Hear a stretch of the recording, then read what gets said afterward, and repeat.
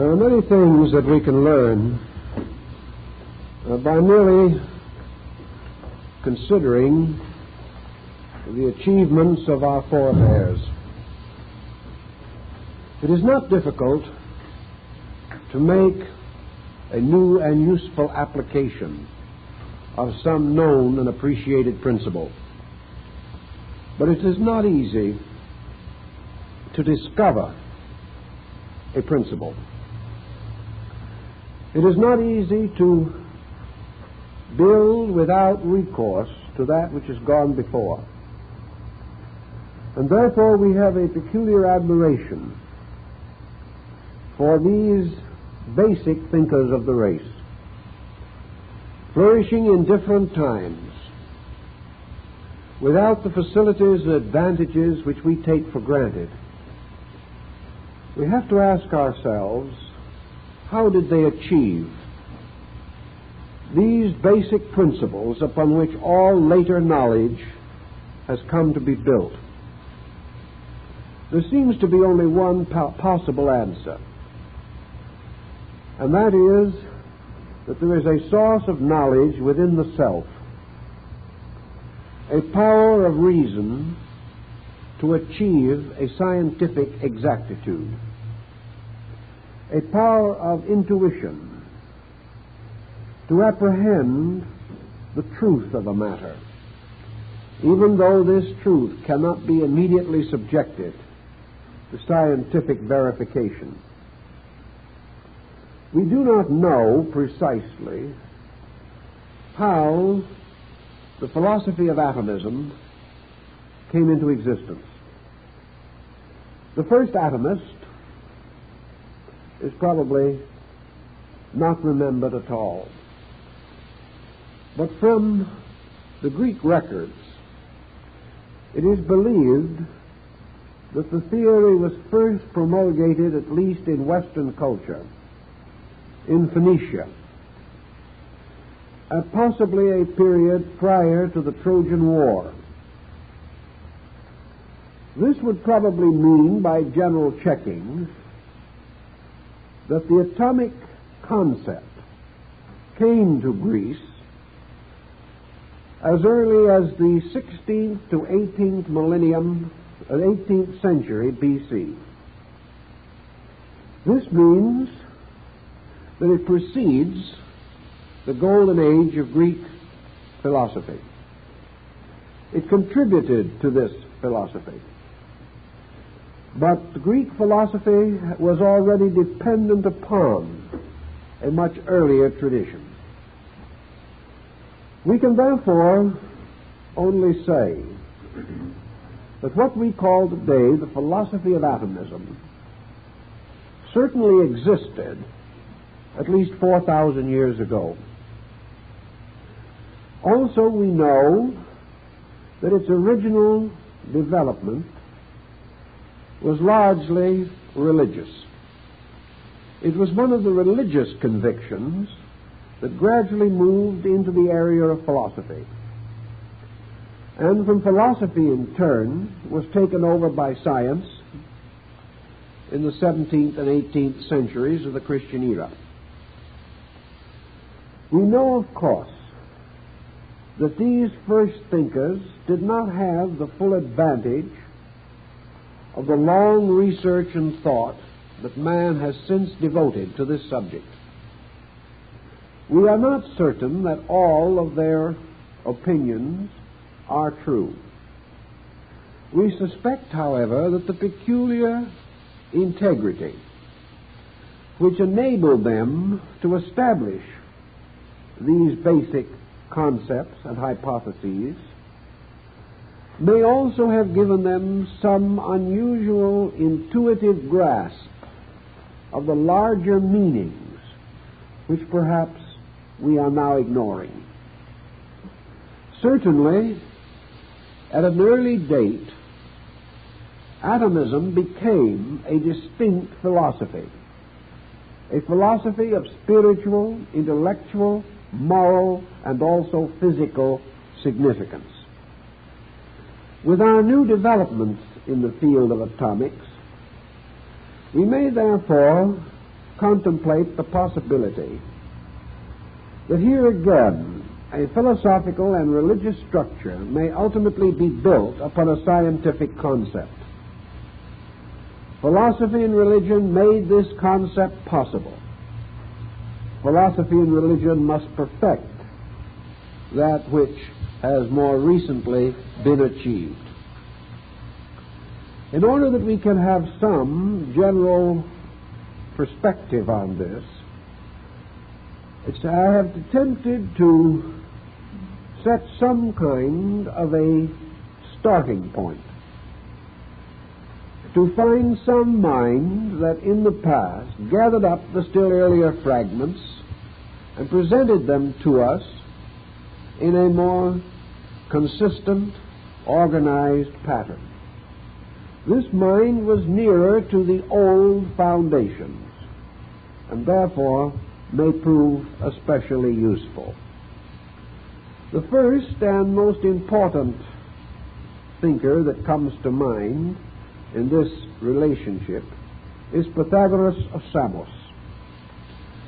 And I strongly suspect that he will ultimately be considered, if not the first, the greatest of the Greek atomists.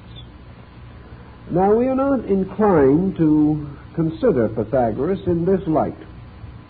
We think of him more as a mystic, as a great contemplative thinker, strongly religious, and at the same time incorporating in his mentation many basic scientific disciplines and methods. From an earlier source, Pythagoras derived his concept of the atom. Now, our word atom, like our word psychology, has come gradually to mean the exact opposite of its original significance. The root tomos means cut or to divide. Atomos, or atom, therefore means that which cannot be divided. Now, that is an interesting point, because we've made so much of this concept of smashing this minute particle or creating a division within it by what we call fission. The indivisible concept, atom, became significant to other Greek thinkers. And during the period of the Ptolemies in Egypt, atom became a proper term for deity because of the concept that deity is indivisible. Pythagoras, searching for his term, a term which was later to be taken over by Leibniz, hit upon the concept of the monad. Therefore, to Pythagoras, the monad was the atom.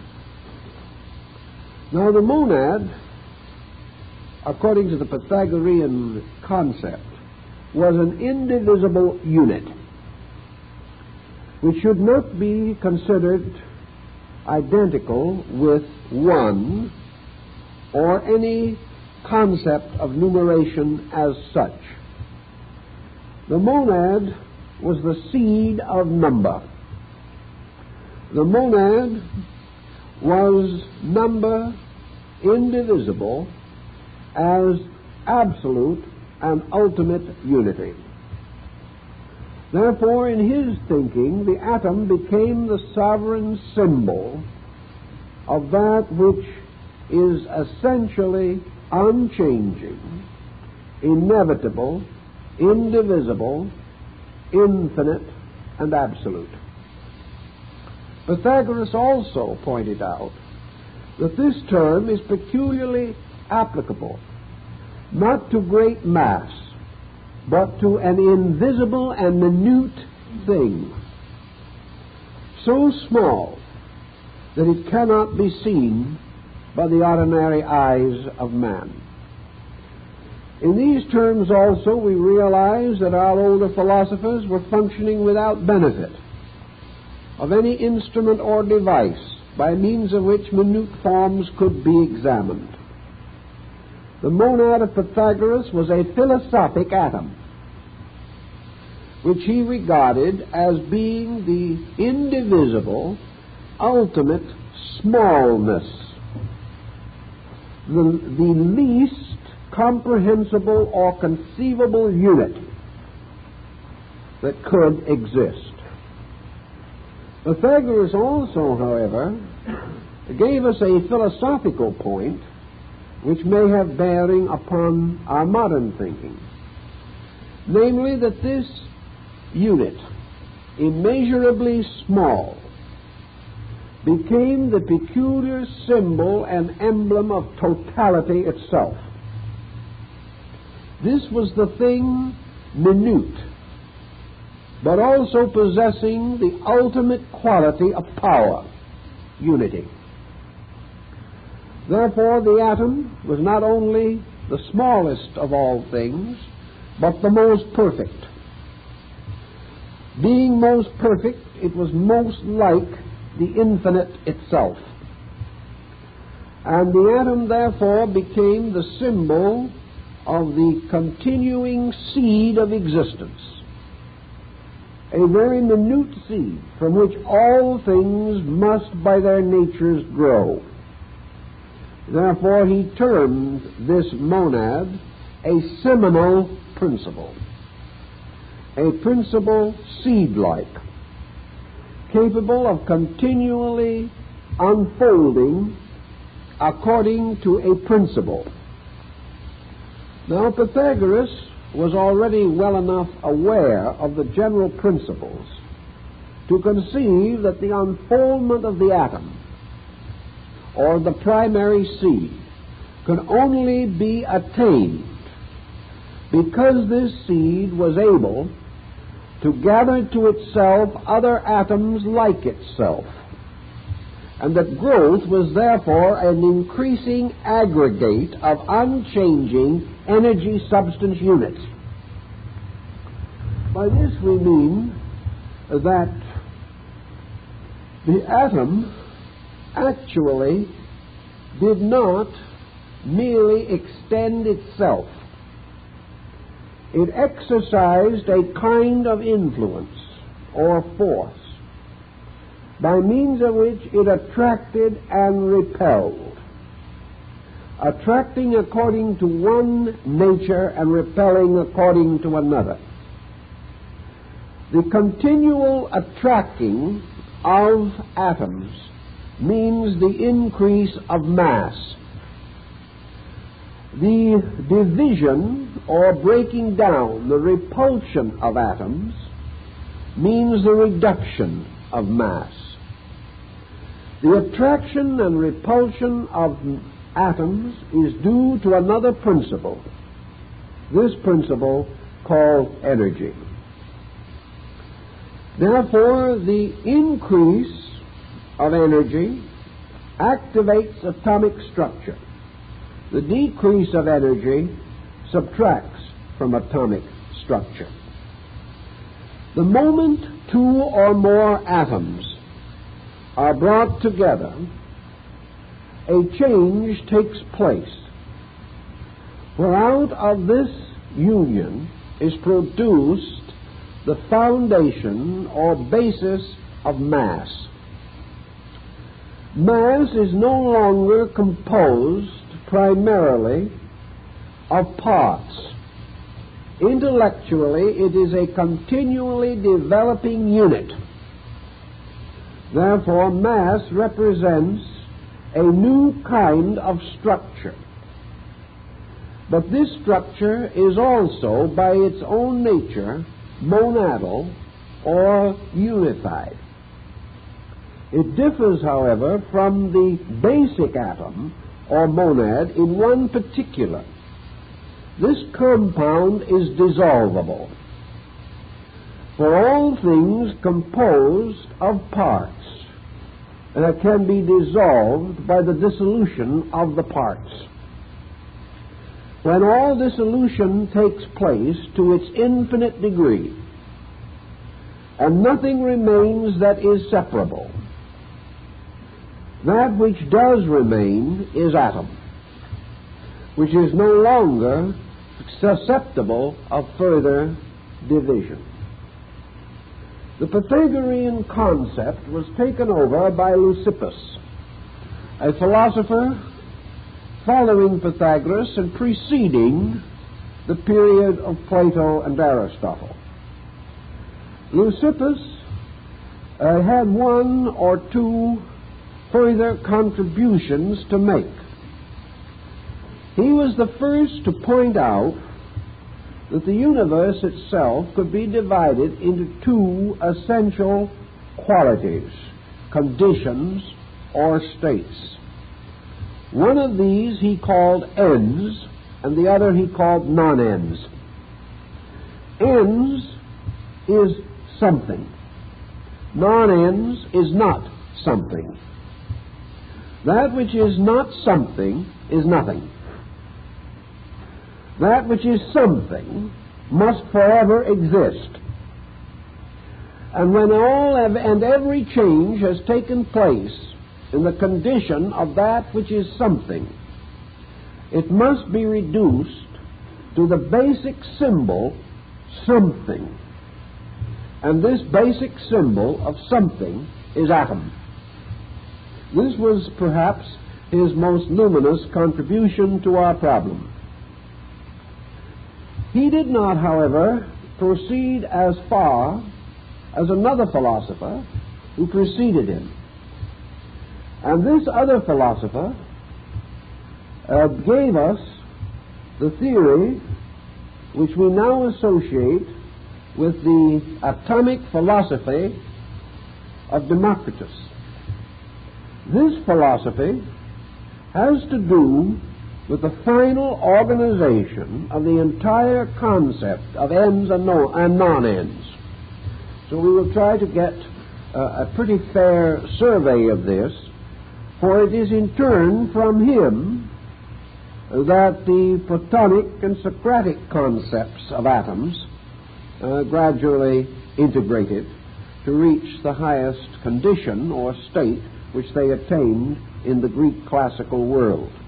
From that time on, the next most important change was brought about by the Arabian schools, largely vitalized by the early Jewish research in atoms, something we know very little about, generally speaking. But the work was hard progressed in that area. So we come back to the original concept of Leucippus, the existence of ends and non-ends, which now take the simple term atom and vacuum. Now, vacuum, of course, is obviously the non-ends. So existence itself consists of two primary qualities: atom and the absence of atom. Atom, having an existence, has to exist somewhere. This somewhere must also be an environment that is negative to the atom. If the environment was positive, the atom would be overwhelmed. Its natural procedures would be frustrated, limited, or distorted. The only condition in which something can achieve its own consequences without inhibition or limitation of any kind is vacuum. Now, at the present moment, we are not considering vacuum to be a particularly congenial environment. But perhaps we must also bear in mind that our ancient friends conceived these terms with a somewhat different usage from that with which we are familiar. In the thinking of Democritus, atom and vacuum have one quality in common: both are infinite. Atom is infinite in number. A vacuum is infinite in area. Beyond these qualities, nothing can be conceived. The Greeks were not prepared to say that vacuum came from anything, nor were they prepared to say that atom came from anything. They affirmed, somewhat in the psychology of Buddhism, that atom was eternal, and that the term infinite implied not only number and duration, not only number and extent or expanse, but also duration. So we have infinite number, infinite space, and infinite time. Now, time is not a thing in the sense that vacuum is a negative environment or atom a positive factor. Time, therefore, is the measure of the motion of atom in vacuum. Now, we're not speaking in terms of modern physics now. We're speaking in the thinking of the Greeks, somewhere in the neighborhood of 25 centuries ago, as this theory was being well developed about 450 BC. What now, then, are we to consider to be the source of either vacuum or atom?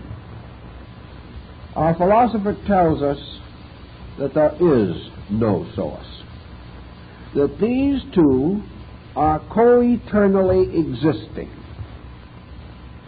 that there can never be a time, conceivable or inconceivable, when the infinite expanse, which we call vacuum, does not exist. Nor can there ever be a time in which atom, the primary inhabitant of vacuum, does not exist. Atoms do not come, according to the Greeks, from a previous condition of any kind, nor do they lead to a future condition of any kind. Under all circumstances, everywhere, always, they are themselves. This means that they have a peculiar spiritual significance. If there is a God, according to the Atomists, this God must partake of the nature of atom, or atom must become the appropriate symbol of the power of that deity. For it is therefore necessary for us to parallel the Greek concept of atom and say that the atom was never created, and come immediately into one of the statutes of our Christian creed: God uncreated. In other words, without a source, a parent, or an origin. Now, in theologies, in systems, and philosophies, these concepts have been assailed. But, for our purposes, we can follow for a little while the Greek thinking to the effect that the atom is an infinite structure, and that it exists in an infinite place, suitable for the continual existence of itself. Well, you have now this infinite mass of minute units existing in an infinite area of potential. What now do we have to have in order to have something happen? Obviously, something has to happen, because we cannot simply leave these atoms forever themselves and this space or this vacuum forever itself without ending ultimately in a static condition. There is no impetus or factor present by means of which the motion of atoms is impelled. For the Greeks were very particular to point out that the atom itself does not possess the power to move itself. This brings in another dimension. And here's a point which perhaps someday will be useful to modern science. I believe there is some evidence that it is already being considered. The possibility of what we term atomic energy actually existing in the interval between atoms and not resident in the atom itself. This is a point in which more research will have to be carried on. It is possible that this thing we call atomic energy has been misnamed. In any event, the new factor, the new element which has to be introduced presented a problem to these older people because in a strange way they were subtly materialistic. The Greeks produced many schools of materialistic philosophy. So did the Hindus. We cannot assume that all of these systems were pure idealism. They were not. There was in the Greek thinking a continual reaffirmation of scientific method. So they were confronted with what to call this agitating agent, by means of which something forever the same suddenly became different. Aristotle struggled with this and finally more or less concluded that this agent by which all things are moved was co-eternal with atom and vacuum. In other words, our duad becomes a triad. And we now have atom, motion, and vacuum. No good philosopher, however, could afford to leave motion just moving. He had to try to understand the significance of motion. So our old atomists came up with a very interesting concept. Namely, they called motion necessity. This is a rather interesting and startling point of view. You remember that Plato describes how the universe moves upon the spindle of necessity. Now, the word necessity simply implies that certain things have necessary and inevitable attributes. Necessity is, therefore, not only the mother of invention, but for our atomists, the mother of motion. Things must move. Now, why must they move? Because it is necessary. This helps a little, but still leaves us on the horns of the principal dilemma. Why is motion necessary at all? We've often asked that question on another level. Why do we have to work? When a certain kind of physical inertia seems to be a most highly desirable state. Under the heading of necessity, the Platonists and several other sects among the Greek philosophers used the idea of an immutable and inevitable law forever operating. Necessity then begins to take the form of law. Motion is necessary because it is lawful. That this compound of ends and non-ends, atom and vacuum, not only has an existence, but has an existence in necessary law. Therefore, certain processes are innate, not necessarily in the atom, not necessarily in the vacuum, but operating upon atom in vacuum. The necessity must be something needed by something. Therefore, necessity is not needed by vacuum, vacuum being nothing. Vacuum needs no modification or change because there is nothing to modify or to change. Therefore, law has a natural affinity for atom rather than for vacuum. For necessity can only accomplish if some means of accomplishment, some substance upon which accomplishment may take place, also has an existence. Here our Greeks began to cater a little to the popular thinking of their time and introduced a spiritual equation. We may say they did it reluctantly, even as modern science does it reluctantly. But there are certain problems that cannot be solved unless we make some kind of sense out of necessity. We cannot conceive of motion without a power called the mover. Things do not move of themselves, according to our atomists, therefore they must be moved.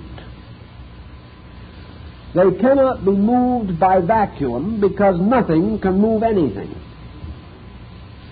They must be moved, therefore, by something. That something must also, because of the manifested result, be a motion of order. This movement is not a continuing accident. This movement is an intent. That which indicates intent must imply the existence of that which intends. So we have the gradual emergence of an intending power. This intending power cannot be said to be identical with atom. It must, therefore, be another force. The atomists took the attitude, therefore, that there was this intending power which they termed necessity or motion. That this motion moved always according to its own nature. Therefore, there was an inevitable, immutable, unchangeable motion termed oblique. And every atom existing in vacuum was subject to continual agitation by the presence of motion. Motion of itself, therefore, becomes a kind of providence. It also becomes a kind of providence, because it provides the solution to the continuing arrangement and rearrangement of atoms. So our next step in our thought, or in our problem, is to conceive of vacuum as a kind of a vast bottle in which atom is in constant agitation. This agitation being considered primary motion and also inevitable or necessary motion. Necessary not because it was ordained, but because it exists. And that which is so is necessary. This removed certain moral factors from the issue, but did not entirely close it, as we will point out a little later. Motion, moving atoms, resulted in a further condition for which classical philosophers had to invent an explanation. And they did it with extraordinary ingenuity. We are told, even as early as Leucippus, that atoms, though composed of one inevitable substance, differing in no way substantially, essentially, or in quality one from another, had certain difference. One of the reasons why difference has to exist is because that which is the same cannot be differentiated. Consequently, the fact that there can be more than one atom must imply that there is a certain antipathy in atoms. Otherwise, they would immediately coalesce into an indivisible mass and remain that way forever. This does not happen. Consequently, there has to be some kind of difference. And to these early people, there were two kinds of differences which they could accept in their atomic theory. One was difference in magnitude, and the other was difference in form. That which is alike in nature, essentially alike, may therefore differ in size, some being greater than others in mass or quantity. They might also, as Democritus points out, differ in shape, and a new infinity is bestowed upon our problem. Infinite formal differentiation. In other words, all atoms, in some mysterious way, differ from each other. These differences may be so slight that the invisible atom, not even to be seen, cannot be estimated in terms either of similarity or dissimilarity, but it can still exist. Now, for the next point that we have to make, we can perhaps use the illustration of a pool table. The pool balls have been racked and have been formed into a triangle. The first player, using the cue ball, strikes the apex or near the apex of the triangle of racked balls, causing this triangle to splinter into many different directions, each of the separate balls moving to a different part of the table before they stop motion. This, according to the Greek theory, would explain how an atom, here represented by the cue ball, coming into violent contact with other atoms, results in this breaking or smashing of an arrangement of atoms. In this case, however, the breaking or smashing is due to an oblique falling motion in which the particular atom we are using as an example strikes other atoms, separates from them, deflects those smaller or lesser than itself, is deflected by those greater than itself, and before it gets through, makes some of the finest billiard shots that you could possibly imagine. These atoms, moving therefore, are said to move eccentrically because their motion is impaired or conditioned or deflected by themselves in their interrelationship. Those atoms which by some nature are of a similar constitution, exercising a commonly cohesive principle, or, as Democritus said, by their shapes interlocking, begin the building up of mass. Mass results in the existence or manifestation of a new quality, and that is the attractive power of mass. And gradually mass, by its attractive power, gains momentum and causes more and more atoms to be drawn into the orbit of an increasing mass. The result of this, said our Greeks, is the creation of planets. Now, we are not ready, perhaps, to assume that early this was contemplated, but actually it was. Now, the Greeks, trying to explain the different kinds of things that come into existence from the same basic aggregate of units, also make use of a principle derived from the Pythagorean pattern. If you take 5 toothpicks and lay them side by side, you can contemplate this little arrangement in 2 ways. You can say of these toothpicks, here are 5 one toothpicks. 5 single toothpicks.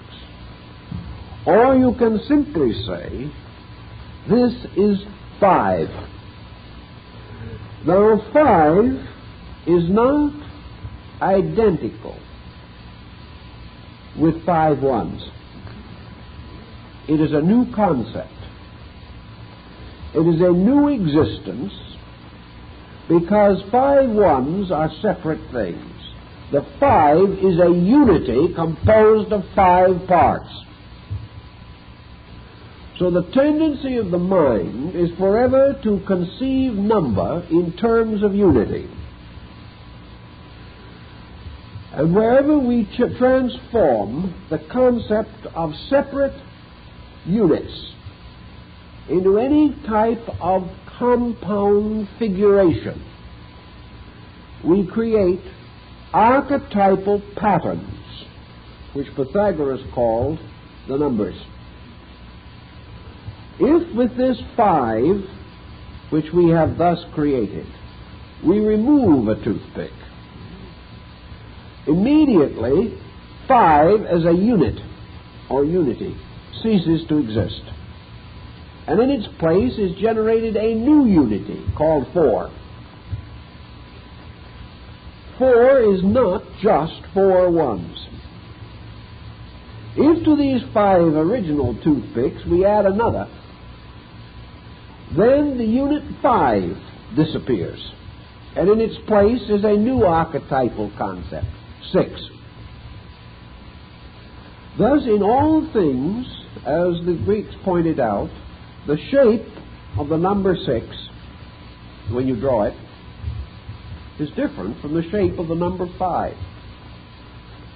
Perhaps this is the difference between a rose bush and a sequoia tree. It is the difference in the overall unit concept. The Greeks did not affirm that there was any essential difference between the basic elements involved in the constructions of existing things. Existing things not only depended upon one basic substance, but for their differentiation depended very largely upon the differentiating, analyzing power of the human mind. The 5 ones are always there, but the numeral 5 is possible only to the creature man. This is a philosophical point. Therefore, man is the only creature interested in the fact that there is any difference between the tree and the horse. The horse is not interested. The tree is not interested. But man, because he possesses certain faculties, becomes keenly aware of apparent difference, and by apparent difference is impelled to assume essential difference, an impulse which is not, according to the Greeks, fully justified.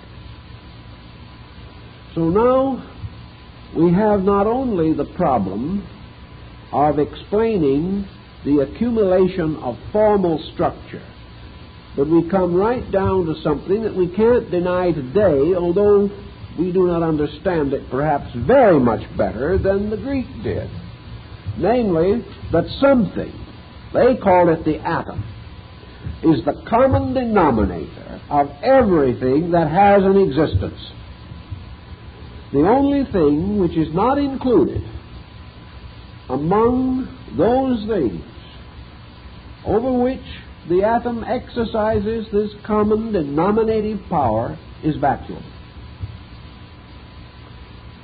Consequently, it makes no difference, as Leucippus himself pointed out, whether you are referring to water or fire or the human body or the emotions of man or the coloring of flowers. It makes no difference what you refer to. All of these things are composed of invisible, minute units that cause difference not from their substance but from their arrangement. And consequently, everything that exists is a structure built of single blocks, and these blocks are atoms. Now, it is rather interesting that a thoughtful person 25 centuries ago came to that conclusion and remained true to it, because in those days there was certainly very little to build this upon. One early thinker has suggested that the whole thinking came as the result of allowing a handful of sand to run through your fingers. That perhaps this was the clue.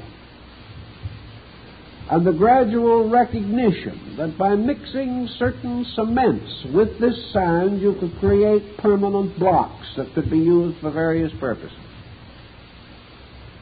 So we have the sand, we have a foundation or a space waiting for the blocks, and we have a cement. And this cement, in this case, is essentially the principle of continuing motion. The Greeks also held that all of these structures were in continuous change, but that this change was so gradual that it was not noticeable, but that in time, every form or structure, even the most permanent things in nature, would be totally altered. Therefore, all things are in a continuous state of increasing atoms or losing atoms. All growth, progress, enlargement, or expansion implies the increase. Where this fails, decrease is inevitable. Democritus tells us that man replenishes the body by inhaling atoms, and that the moment the respiratory process ceases and new atoms are not taken into the system, death is inevitable. That life is therefore the continual replenishment of the atomic units from which the structure of man is composed.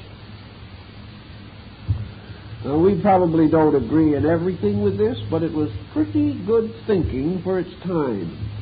And someday, our so-called very good thinking is going to look just as imperfect. Because we are a long way from the ultimate solution of even the common problems that we are working with on the level of physics today, particularly in the area of nuclear physics. This brings our Greek to the next situation. We have another factor in all things beside form, growth, diminishment. We have another principle which we call vitality, animation. All things that have forms are in some way also alive.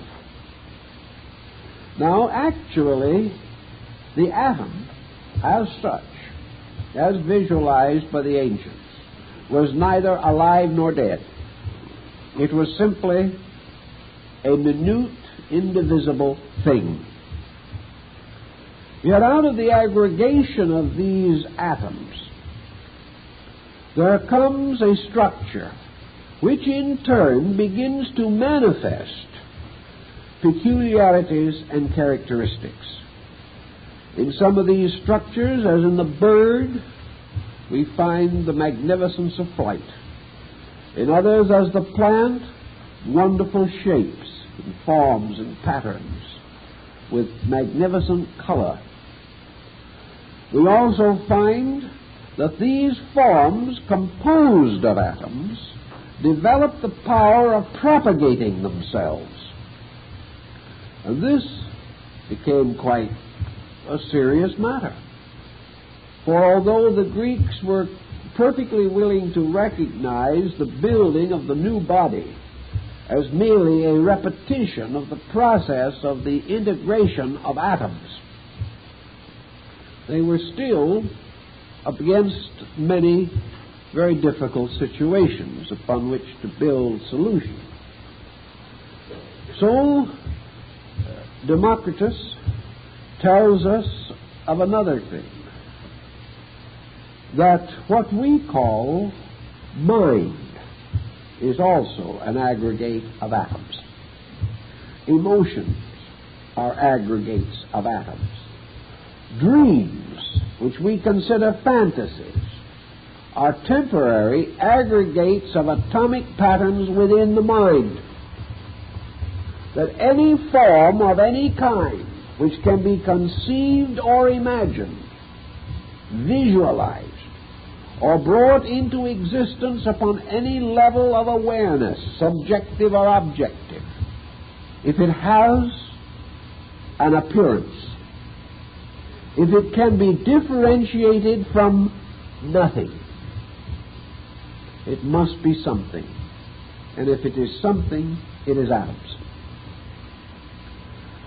The next concept that came to these people was an early realization that no matter how materialistic you might like to be, there is something different between bodies and souls.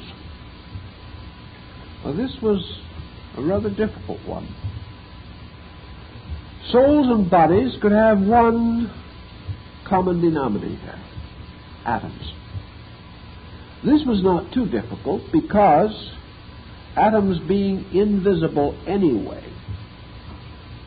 they might aggregate in one way to form a visible structure, and they might aggregate in another way to form an invisible but equally real structure. So our Greeks tell us that a form, which is an aggregation of atoms, may be either visible or invisible. It does not have to be visible. To say that all forms must be visible is to deny the fact that the atom is a form and that this form is invisible. Therefore, being invisible in itself, that which it produces may likewise be invisible. But what is invisible? Invisible is not something that has no form.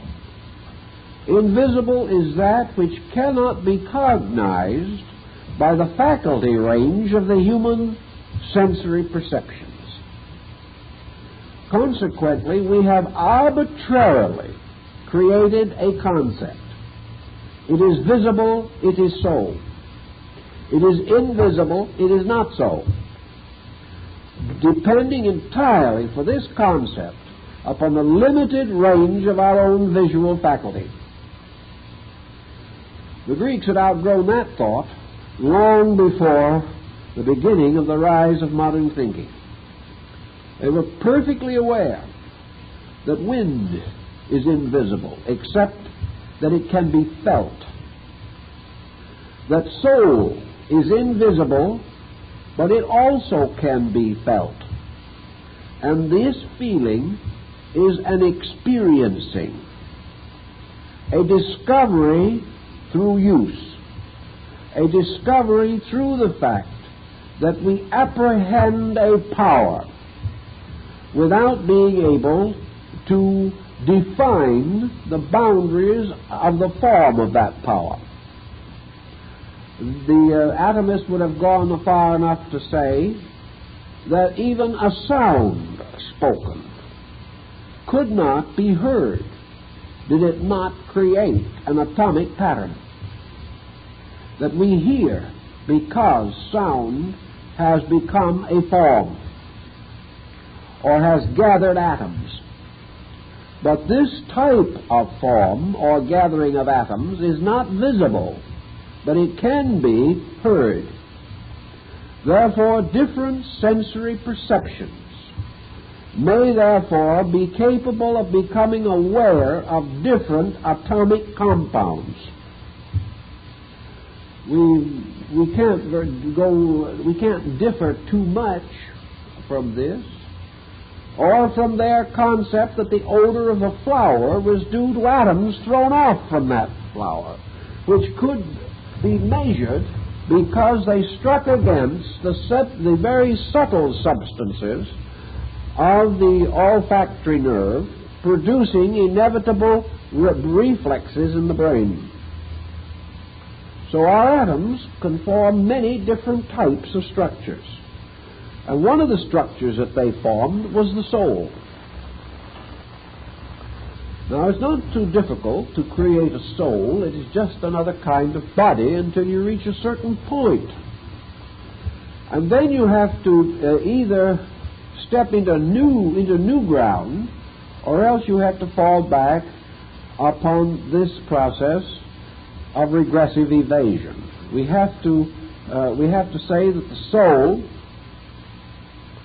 is a certain structure possessing certain attributes, or that the soul is a structure receiving attributes, or emanating from a preceding structure.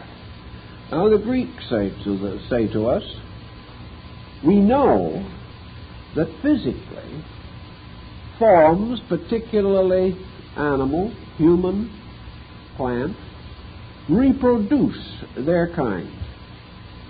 Therefore, that they are able to send forth a motion by means of which a new pattern, similar to the original pattern, is gradually built up, the phenomenon of growth being nothing but the rapid increase in the number of atoms.